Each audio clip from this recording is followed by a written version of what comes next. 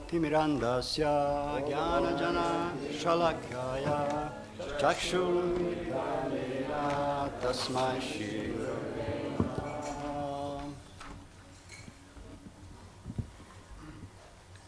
Narayanam Namaskritam Navam Chaiva Narottamam Devim Saraswatim Vyasam Tato Dayamudirayet Nashta Prayeshu Abhadreshu Nityam Bhagavata Sevaya Bhagavati Utamashloke Bhakti Bhavati Naishtiki.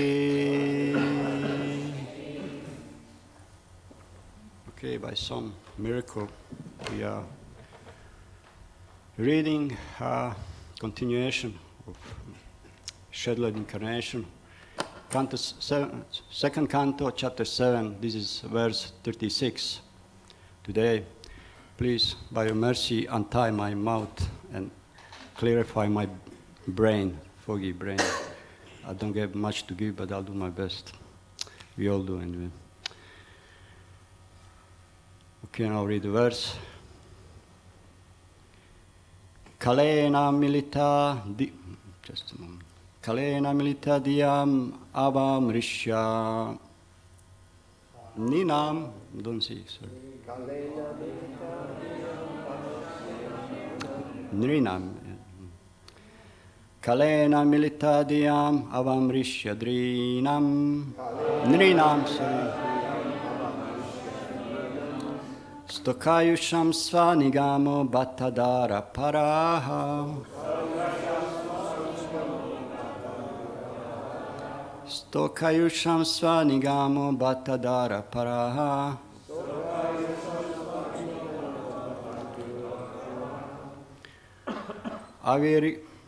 Avirhitas tvanyugam sahi satyavatayam.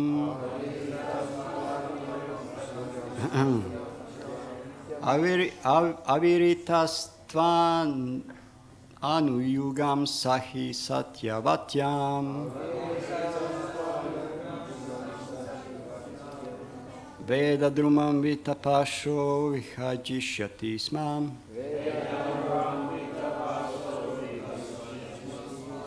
Veda drumam vitapasho vibhajishyati smam.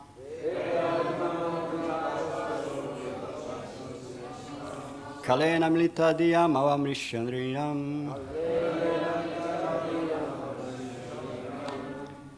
Stokayusham svanigamo bhattadara para.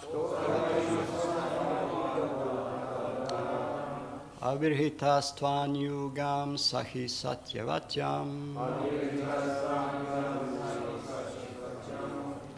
Veda drumam vitapasho vibhajishyati smam.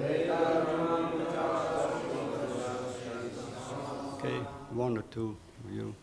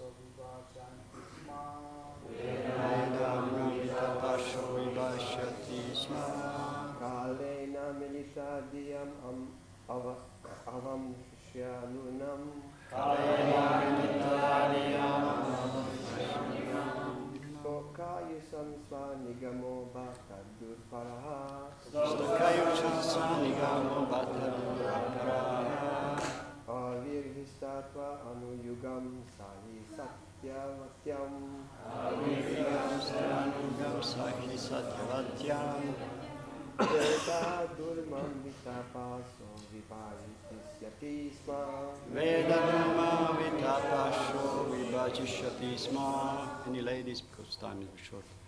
Any lady? Kalena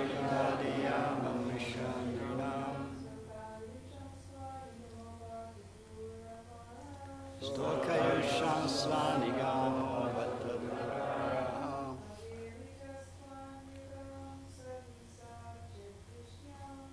Avirhitastvanyugam Sahi Satyavatyam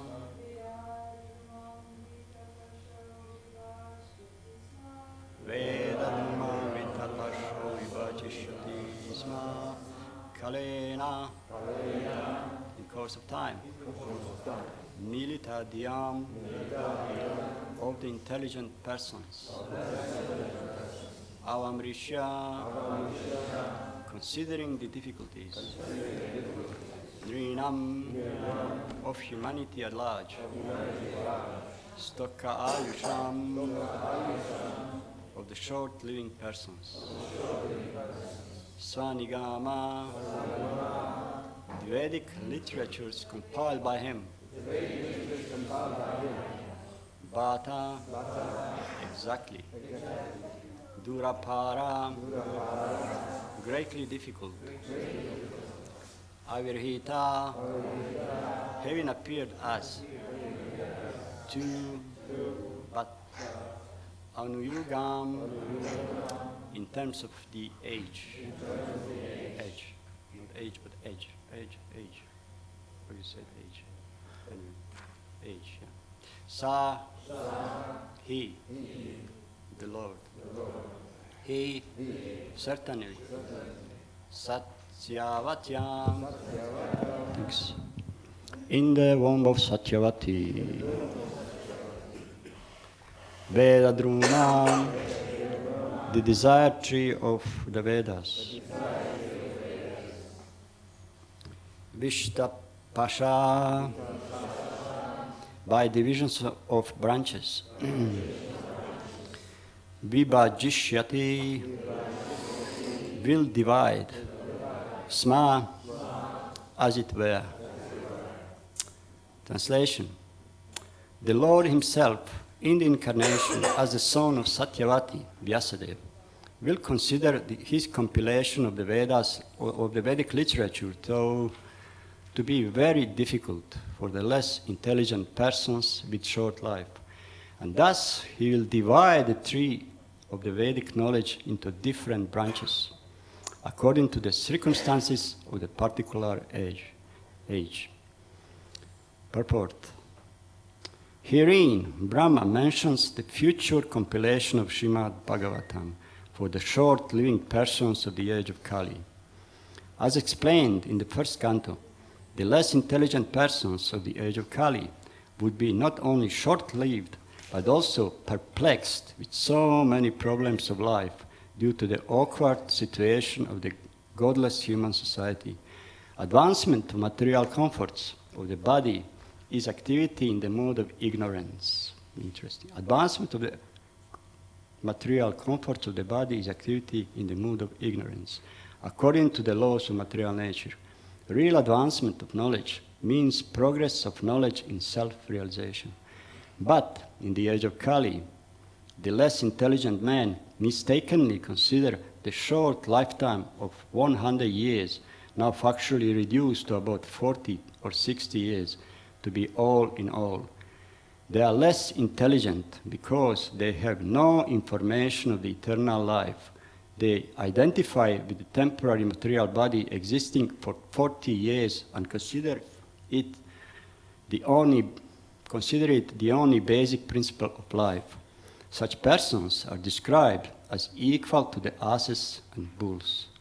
But the Lord, as the compassionate Father of all living beings, impart unto them the vast Vedic knowledge in short treatises like the Bhagavad Gita, and for the graduates, the Srimad Bhagavatam. The Puranas and the Mahabharata are also similarly made by Vyasadeva for the different types of men in the modes of material nature. But none of them are independent of the Vedic principles. Srila Prabhupada Ki Jai. So, this is a very significant verse. And today's day also very significant. It's not mentioned on the morning announcement, but it's very much linked. Personality of Vyasadeva with the Bhishma.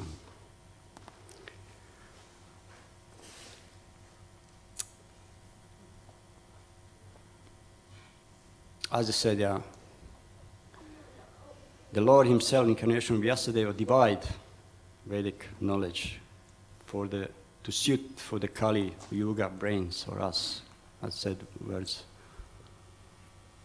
All learned men in this age of Kali, men are almost always have short lives. They are quarrelsome, lazy, misguided, unlucky, and above all, always disturbed. So that's a symptoms of age of Kali. So Vyasadeva was considering that. And then again, his hint. In the future, Vyasadeva will do, the Shyamasundara mentioned how this prediction of compiling Srimad Bhagavatam is predicted way before it's done. So, because of less intelligent person will be not only short-lived but also perplexed with so many problems of life due to the awkward situation of the godless human society. So originally there was only one Veda. Some said Atharva, some said Yajur Veda. So it was transmitted in oral transmission. There was no anything written form. It was existing there. Elevated sages, they were Shrutidaris. They could remember entire Vedas and their conclusion as well. But as a Kali approached, then Srila Vyasadeva considered that this will not be so anymore. So you have to kind of try to suit the Vedic teaching to them. So then he divided Vedas into 4 and put it in writing down. But after doing such a vast job, he felt insufficient. He felt not satisfied with that. Maybe he was pondering again, how can I reach more people, put it down more. So they said he wrote 18 Puranas, and then wrote Mahabharata for the, here he says, less intelligent people of this age. But again, it was not enough. Not enough. He could feel what's going to happen in Kali Yuga, that the people's intelligence decreasing, the quarrelsome, lazy, always disturbed, as verse says there.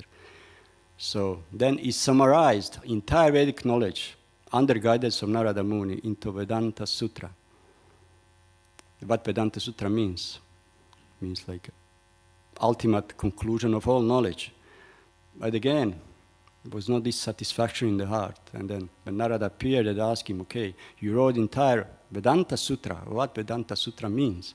Means conclusion of all knowledge. And what is that conclusion? Final conclusion of all knowledge. What is that? Veda ischa saram, aham veda vedyo, Vedanta krit vedavit, evachaham, something. So that's it. And then he got a glimpse of it. He scattered like knowledge of the absolute through all the Vedic knowledge that you couldn't find. You have to, it was just there. It was not obvious. So that's what he was missing. So then, of course, under that instruction, and then teasing from Narada, you kind of bewildering people with all this knowledge instead of giving the essence. Then embarked to write Srimad Bhagavatam, which is like a perfect commentary on Vedanta Sutra. So now ask why Vyasadeva divided Vedas, we already mentioned in verse. But is that stopped with Vyasadeva dividing? He divided 4 Vedas, the Vedas into 4. He gave to his disciples, and what they did? They divided more and more down. What's the purpose? To suit to the people according to time and circumstances, as verse itself says. And also all knowledge, not just that this is not stopped with Vedas, neither with divided Vedas, but all knowledge, all bona fide paths, religions, all scriptures, they also sprout from the Vedas. This is not just our Vedic knowledge, but they sprout from the Vedas. And but Prabhupada said on the end of purport, but none of them are independent of the Vedic principles. See, all moral conducts you can think of, injunctions, regulations, in all parts, all religion, all tradition, they sprout from the Vedas.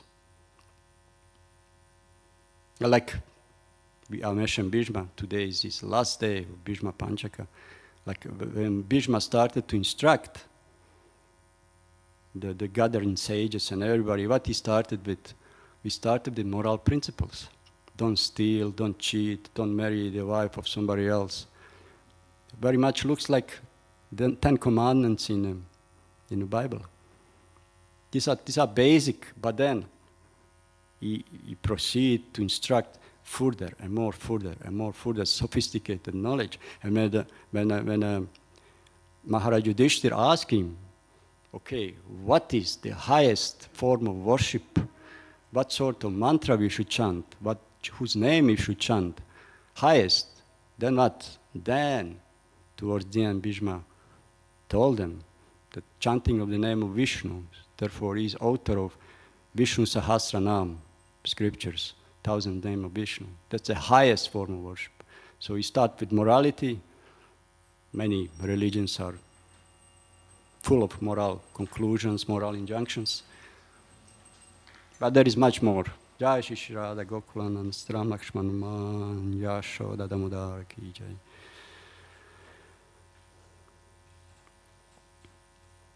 Also, all books of our acharyas, our devotees, what is that? Again, mission of Srila Vyasadeva. Why would acharyas write so many books? Why would acharyas, after those acharyas mentioned in Chaitanya Charitamrita, write the books? Again, for the same reason, how to put this knowledge, Vedic conclusion to the people in general. Everybody, all our contemporary devotees, our gurus, whoever writes the books is the same conclusion, same reason. All of us do. See. Also, didn't stop with Srimad Bhagavatam. We also try to put Srimad Bhagavatam to the understanding of the people, the same way as Vyasadeva did, to suit the teaching and understanding. I know all outreach programs, all lectures, everything is just continuation of mission of Srila Vyasadeva, to somehow suit the knowledge for the more and more dull and not understanding people's intelligence nowadays. We try to put down, to give them this Vedic knowledge in some form that they can accept. So we are all representatives of Vyasadeva, all devotees in our movement, and all preachers or Vaishnavas. Like this is Vyasa-san. I mean, it's the wrong person sitting maybe there, but I try my best. We all try our best. So that's a thing. So that's what Vyasa taught. He wrote so much, divided, because of outreach, how to reach the people. So therefore, whatever we have, Vyasadeva was literary incarnation of Supreme. It means literary qualities was his main qualities. But whatever we qualities have also, we try to use it somehow to further preaching. I mean, our project, that's our initial idea to engage is how to preach with it, how to reach the people. All our project or our plans.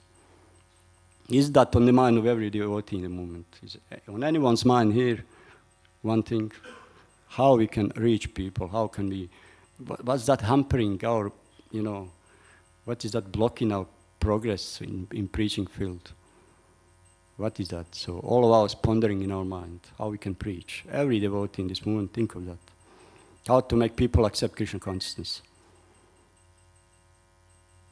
In the same way, like if you remember our lives from before also, most of us were kind of spiritual people, seeking, looking for, searching, isn't? And then maybe we came across with this teaching, but it didn't yet rub so well in our understanding. But at some point, we realized, wow, wait a minute, this is something special here, This is like an amazing jewel here. What is that? See, there's something amazing there. What is that? With some fortune, by influence of others who try to put the knowledge to the lowest mankind. At some point we realize, wait a minute, there's something very special here. It's really distinct, something very distinct. Everyone remembers that moment. When you read Prabhupada books, this is just something different. And it really not shatters, but changes of all our conception of life, or religion, spirituality, puts so different perspective, man. It gives you some depth to it that wait a minute, that's a fortune to recognize that. And then we embarked to that path. Let me search for that treasure, like a treasure hunt. We embarked on that treasure hunt. What is that? What is that? And then what is that embarkment on the path is 9 processes of devotional service. We try. See. And sometimes we feel we are very close. We feel this energy of excitement. You're almost there. Hare Krishna, Krishna Krishna, Hare. You're almost there. You almost hit the spot where treasure is. But then, next moment or next day, we feel so far away. We cannot even open our mouth to chant holy name. That's how it is. But then, because we believe that promise, we read. Therefore, it's important to remind ourselves to read and study, to remind ourselves. We continue. So, even if I dejected, we just continue. But one day, we'll find that treasure. We will hit right in the midst of treasure chamber of it. And what will happen then?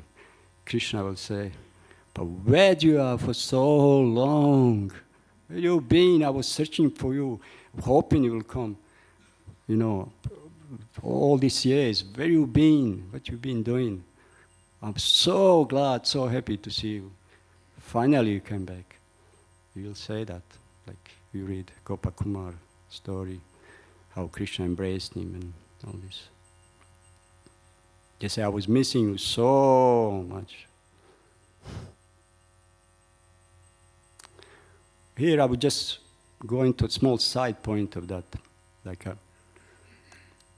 what hampers our preaching. I just now wrote a quote in upstairs when I was coming down. Vishnu Chakravarti Thakur, he said, why we don't harvest the benefits of chanting of the holy name? I said, because our material desires sprout from the association with material sound. With all of this material desire, it's just sidetracking our problem. But here, I would say that we all of us dealing with basic anarthas. That's what it is. We're dealing with our basic anarthas, although we know kind of essence of teachings. We're dealing with our basic anarthas. As I said, verse, quarrelsome, lazy, misguided, misfortune, short-lived. We all have all flavor of that, to less or more degree. Still, we practice. So this is the flavor of it in our lives. But deep Krishna consciousness is so exalted, so deep, like no other process. We who practice for years, we know that there's no other process like such a depth of knowledge. There's no way. And then our basic anarthas may put some people off, intentionally or unintentionally, because we're dealing with basic anarthas. So those who are spiritual seekers, for example, they may be distanced. It happens to me also. Because in base, all of us, as a spiritual seeker, will come with utopian ideas of spirituality. Is anyone here, when he started spiritual life, besides us who are born in the Krishna consciousness, they know already from very beginning, or all of us who are spiritual seekers, we have kind of utopian ideas about spirituality, do we? Everything is ideal. I was imagining like sunny day and nature and fields and like people light dressed. Of course, they must have long hair. I was a hippie, so I was imagining like something like Jesus, like dress and everything, energy and then smiles, and everything is perfect. There's no corruption, no anarthas. So that's what people imagine. So when they come seeking, they may be kind of bounce when they see, basic anarthas. We're dealing with basic anarthas still. So they're kind of distant. But what we have to do, what we have to do with them is to expose them to those personalities who have such a deep understanding, realization, knowledge, and purity. they will open up this nectar in their heart. Like the other day, like a few days ago, Garuda Prabhu gave such an amazing lecture that, like, it's just amazing, such an association with such a devotees. Like, when he speaks and brings this depth of knowledge, it's like, wow, and then in his association, of such a personality, all your basic anarthas you're dealing with seem so insignificant. You can't rise above. You can see them. Whoa, what's that? I'm dealing with this basic. Look at this depth here. In their association, we realize that. Therefore, association of such a saintly persons is so important. But by their presence, by their speech, by their glances, they put you from here to there, at least temporary, and you are there, and all these anarthas simply melt away. As you keep association with them, then it seems insignificant, all these anarthas. So therefore, we have to expose ourselves to that. So important. Association with elevated devotees who will bring this core essence, like this class. I was really poor, And what about people who are not spiritual?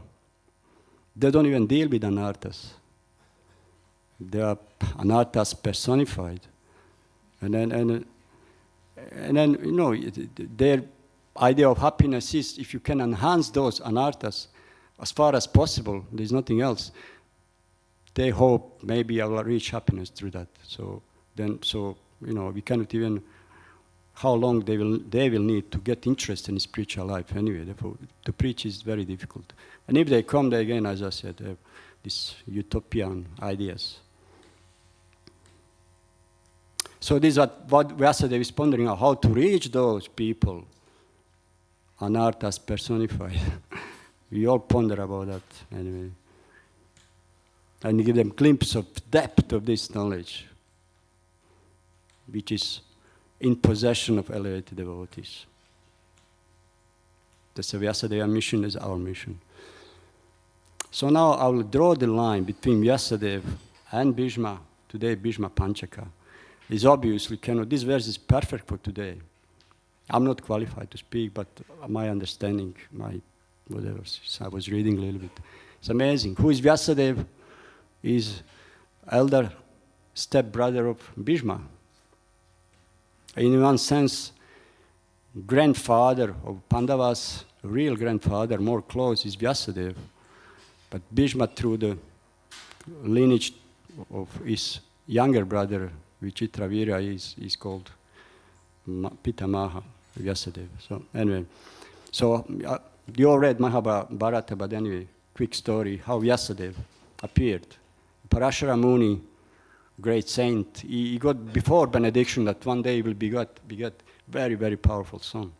So once on his way to his what he was doing, he came across the river, near the river, and then he needed to be crossed over the river.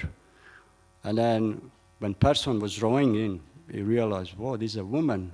But she was so enchanting that Parashara Muni was totally blown, so attracted to her.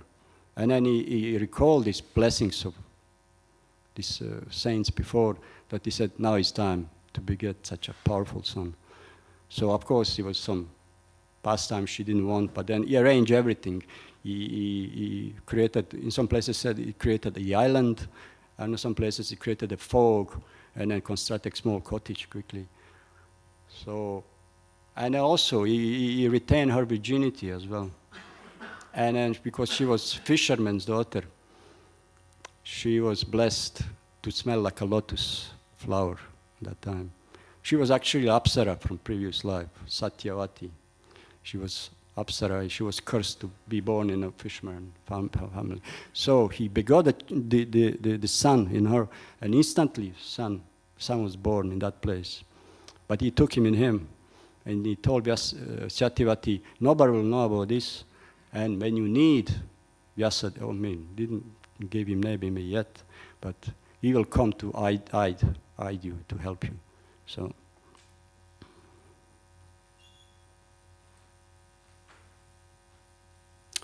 And then we come to the Maharaj Shantanu. That's another very linked to Vyasadeva, to Bhishma also. When Maharaj Shantanu first met the Ganga Devi, he was also totally enchanted, attracted to her. He must marry her. But then she gave him condition that whatever she does, he should not question anything. Just be silent. And he promised. Love is blind. He promised. And then what happened? Every year, for 7 years, she would just, as soon as child is born, she would take a child, bring to the Ganga, throw in the Ganga. He was devastated, but you remember. And it was going on for 7 times. She threw all the children. But on the 8th times, he said, oh, wait a minute, I just can't do it anymore. Why are you doing this? He said, you broke your promise. And I said, if you break your promise, I will leave. But you're lucky. I'll give you this child. I'll not throw him in the Ganga, in the river. So he was left with the son, and Ganga left. This son was Bhishma Dev. He was one of the 7 or 8 Vasus, very powerful sage. So then after that, he met another girl after years. It was again the same Satyavati on the bank of the river, same Satyavati. He met her. He was obviously totally enchanted by her. He wanted to marry her, but father of her put some heavy conditions. You can marry her if your son born from her becomes emperor, not your son, which was Bhishma Dev. So Bhishma Dev then promised, okay, I'll never marry. He gave one first vow. I'll never become king. Yeah. But they said, oh, but he may marry, but his son will become king. And then he promised heavy vow by which he is called Devavrata, is it? Yeah, Bhishma. Yeah, Bhishma. Heavy vow. I will never marry. For Kshatriya, this is just impossible austerity. I will never marry. And then marriage was settled. Fishermen agreed. But it's amazing how. And then Shantanu was so pleased that he gave him basically boon of immortality. He gave him boon of immortality. So how is that possible? How Shantanu could give such a boon of immortality practically when even Brahma could not give to Hiranyakashipu? How is that possible? That Shantanu could give. I was pondering a bit about it because Shantanu was truly, truly pleased. He was a devotee, first of all, and truly pleased with Bhishma. Therefore, he was able to grant anything Krishna would fulfill. But while Hiranyakashipu, it's not that Lord Brahma was pleased with Hiranyakashipu. Hiranyakashipu created so much disturbance that demigod suffocating. So just to break that, save them from this calamity, he promised anything. I'll do anything. Okay, Hiranyakashipu, you want this, you want that, no problem. But he was not pleased with him. But in this case, so when devotee is pleased with you, blessing go far, far away. But even that blessing, woman can break, as we say later on. Like even Vyasadeva is immortal sage. And Bhishma also. I mean, when he desired, he will die. This is boon he got. You will die only if you desire so. That means immortality. So Vyasadeva also is still present in his ashram, his elder brother. So anyway, story goes, Satyavati, she delivered two sons to Shantanu, Vichitravira and Chitrangada. And then Vyasadeva also, what's his name? Shantanu, he died also pretty young. There was no throne. And then Chitrangada was enthroned. He was elder brother. But he was very powerful warrior, conquering so many kings. But once upon a time, he encountered Gandharva with the same name, Chitrangada. And they were fighting. For 3 years they were fighting. And then he killed him. So again, was nobody to be on the throne. Vichitravira was pretty young, but he was only one. So he was installed as a king. And then Bhishma Dev came to the scene. He wanted to find a wife to Vichitravira. So in the neighbor kingdom, there was Swayamvara with 3 sisters, Amba, Ambika, and Balika. So he kidnapped them, all 3, for Vichitravira, by force. Nobody could defeat him. Bhishma was absolute king of warriors. So captured them, but then when he brought them back where Vichitra is, Amba, one of the 3 sisters, said, "You made a great mistake. I wanted to marry Shalva, but you didn't give him a chance to give him garland, to accept him. What should I do now?" So under consultation of saints, he said, "Bring her back to the Shalva. These 2 wives can stay with Chitravira." So he took her back to Shalva, but Shalva was proud. I was also, bound by regulations. He said, "Oh, I cannot. Bhishma touched you already. I cannot marry any girl who was touched by other men." I didn't want to marry her. And she was devastated. And then by instruction of sadhus, she said, "The only person we can marry is Bhishma. He touched you." But Bhishma, "Oh, no." It's what he said, "Sun can fall down, whatever, stars can fall from the sky. I'll never break my promise. I gave a vow, I'll never marry." And then even Parashurama was involved to fight, to convince him. He didn't. He defeated the Parashurama even. And then what Satyavati, Amba could do? She went to perform austerities. He said for 12 or something years, performing austerities. "I'll revenge. I'll be cause of your death." So she performed austerities to destroy Bhishma. What's happened next? Yeah, again, was nobody on the throne. Vichitravira didn't have a son. Also his brother didn't. And then what happened? That Satyavati remembered that there is a son who will aid when she needs. So then she invited Vyasadeva. But Vyasadeva was so fearsome, sadhu, saint, tyagi. He was looking scary, terrible, that these 2 girls, she was just afraid to face him. Then they sent the maid servant first. And maid servant copulated with Vyasadeva. But she was Shudrani. Then Shudra was born, which is Vidura, first son. And then second was Amba. She was so afraid that her face turned pale. And then Pandu was born. Pandu means face, pale face. Pandu was born. And then another, Ambalika, she was so afraid that she closed her eyes. And then the blind king was born, which is Dhritarashtra. Now Amba, of course, next life, she was born as a girl, Ambalika. But because, what's the name of king? Drupad. Yeah, Drupad. He didn't have any descendant, and he needed a son. But then he got the boon that he will get a child, but he will be female, but later he will turn to male. So he accepted. So girl was born in his kingdom, but he didn't tell to anyone. He told everybody he's a son. And he was training and bringing up this girl as a kshatriya, king, warrior, as a man. And even on time when girl or boy, so-called, was suitable for marriage, he even find her another girl. Nobody knew. He was disgusted. She was beautiful, but was enchanting her or his beauty. And he find her actually a girl. But then when they married, of course, was discovered. It was a big scandal. This king was enraged. He took the army, he wanted to go in and kill, destroy kingdom of Drupad. Yeah, of the girl. Yeah, he wanted to destroy everything. But then of course, Ambalika in that time as a girl realized boon was that I will become man, but didn't happen. So she left, performed austerities. And in some cave where some yaksha was living, he found her, "Hey, what are you doing?" And she explained everything.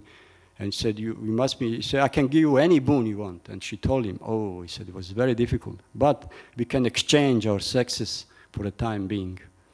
So when you accomplish what you came for, then you can give me back my manhood, and I give you your womanhood." So then she became a man, and she came back to kingdom, and then she disclosed, I'm a man, I'm not a woman. And this king sent few girls to examine her. So this is a man, not a girl. So then Shikandini, from that time, became Shikandi. But he was, as a woman, trained as a very powerful warrior. He was really, in Bhagavad Gita is mentioned in so many places, Mahabharata. He was extremely powerful warrior. Although now man, but he was a woman. But one of the things which Bhishma promised, that he never faced a woman, never faced, attack the man who is without weapon, who is escaping, fleeing. So he promised to never attack woman. So on the day when battlefield was proceeding very close to Bhishma Deva was so fearsome fighting that no one could defeat him. It was just impossible. He was just destroying entire army of Pandavas. Nobody, they were afraid what to do.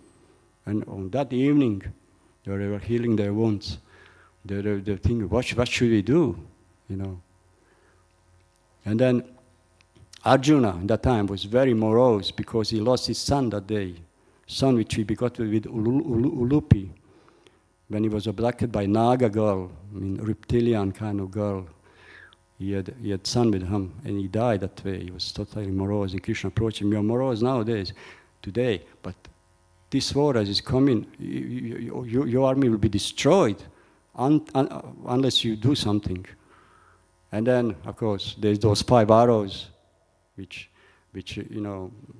Arjuna got benediction from Duryodhana when Duryodhana was attacked by Gandharvas earlier, nearly defeated, killed Duryodhana. He gave him a boon when he saved him. Okay, ask any boon, but then Arjuna said, no problem, later I will ask. And he forgot about that. But then Krishna reminded Arjuna, go now there. There's 5 arrows which Bhishma empowered by his power to kill all 5 Pandavas next day. And he said, ask Duryodhana for those arrows. And then Arjuna came, Duryodhana was kind of happy. Oh, whatever you come, nice to see you, I will give you whatever you want. What you want? You want kingdom without fighting? It was just teasing Arjuna. Of course, he wouldn't probably give until maybe end of the war. But no, he said, you have 5 arrows. You remember boon? He said, you gave me before. Yeah, no problem. Whatever you want, I'll give you. Give us those 5 arrows. I was, God's sake. He said, how do you know about that? He said, Krishna told me. And then Arjuna was in reflection, what a man, what's Krishna? But he knows everything. How is that possible? Anyway, he gave him. But then Bhishma, they promised, I will fight with my best to kill Pandavas, with arrows or without.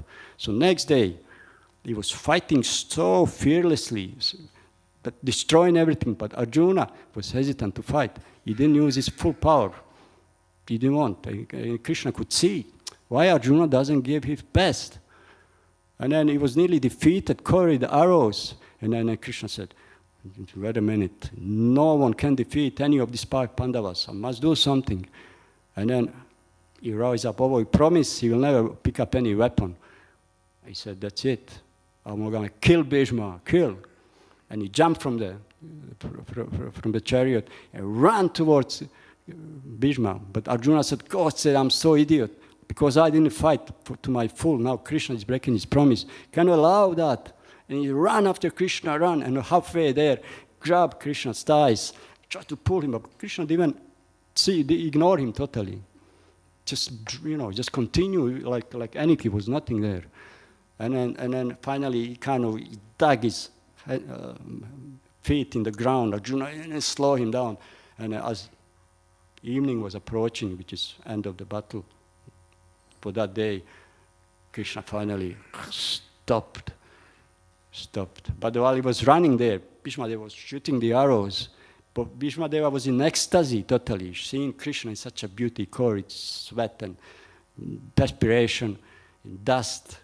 And then this was like darshan for him. This made his life. This is what he was waiting for. He actually, his main thought in breaking Krishna's promises to see this, how Krishna breaks his promise for this devotee. He was in ecstasy. And then, of course, that day was very difficult. And then Pandavas came back to the camp, inquiring, what are you going to do? Bhishma, they have destroyed everybody. And then told him, Okay, how Bhishma can be killed, they asked him. How can be killed? And Krishna told him, only Bhishma knows that. You have to go and ask him how you can be killed. And then, what's his name? Maharaj Yudhishthira, he went and asked Bhishma, how can we defeat you? And then he told him a story about Shikandi. He said, I promise never attack any woman. So if you place Shikandi as a shield in front of Arjuna, I'll be defeated. This Kshatriya. And of course, next few days after, Arjuna was constantly with Shikandi, attacking Bhishma.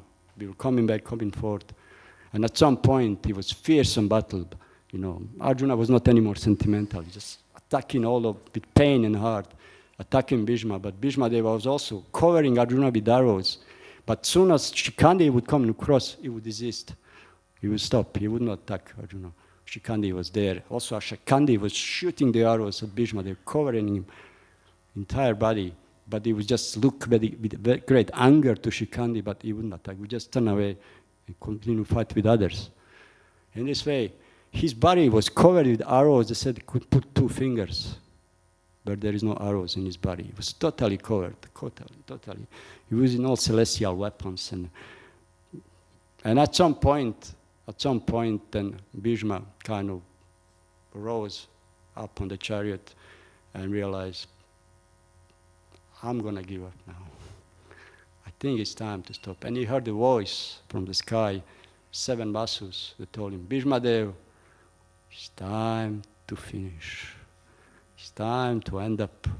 And then he surrendered at that time. He just rolled down from the chariot on his arrows and just crashed there. And Arjuna approached. He said, can I do anything for you? He said, give a suitable pillow to Kshatriya. And then he shoot few arrows, created pillow. He said, that's a perfect pillow for Kshatriya. And he lay there for next 51 or 58 days. It's different on these arrows. And towards the end, of course, when all sages from the entire universe gathered to hear Bhishma's last word, because Bhishma is really most judged, misunderstood, probably greatest character in entire Mahabharata. Many people condemn Bhishma's behavior, many people glorify him. But on the last day, Krishna wanted to establish Bhishma's glory. Therefore, from that time, he is established as a Mahajan, authority of scripture, Vedic knowledge, spiritual knowledge. From that time, these last instructions on Bhishma. So then Bhishma, of course, he gave amazing instructions. He gave this also, Vishnu Sahasranam. And he was waiting his moment when sun planet was traveling south in Uttaranayana. The sun is Dakshinayana when it goes up during the summer, and Uttaranayana down. And in winter solstice, that day, that night, he decided that's the time to leave the body, in that moment. 5,000 years ago, of course, this was probably this day. Now calendar is somewhere, I think next half of December is winter solstice. He decided, I'm going to give up my body now. Shri Bhishma Deva ki jai, Srila Vyasa Deva ki jai, Gaur Premanande. Haribo. Okay, we're a little bit over the time. Thank you very much. Hare Krishna.